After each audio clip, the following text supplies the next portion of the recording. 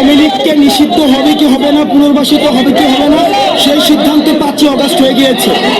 হাসিনা যখন পতন হয় এবং যখন পালিয়ে যায় এবং যেই দলের হাতে 2000 শহীদের রক্তের দাগ এখনো আছে, সেই দল আবার ক্ষমতায়, আবার দেশে পুনর্বাসিত হবে কি হবে না, সেই সিদ্ধান্ত 5 আগস্ট হয়ে গিয়েছে। আমাদের এই শহীদের রক্তের বিচার না হওয়া পর্যন্ত, এই গুম খুন হত্যার বিচার না হওয়া পর্যন্ত আওয়ামী লীগের পুনর্বাসনের প্রশ্ন প্রাসঙ্গিক না।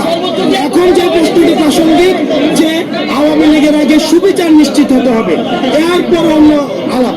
আওয়ামী লীগ যে অপরাধ গত 15-16 বছর করেছে, তাদের এই অপরাধ আগামী 1000 বছরে সেগুলো হচ্ছে তাদের কোনো বিচারে 1000 বছর কারাগার দিলে সে বিচার হবে না। আগে হচ্ছে বিচার নিশ্চিত করতে হবে। বিচার নিশ্চিত না হওয়া পর্যন্ত তাদের পুনর্বাসনের যে আলাপটি জাতীয় পার্টি দিচ্ছে, এটি একটি ফেসিবাদের আরেকটি দূষণ।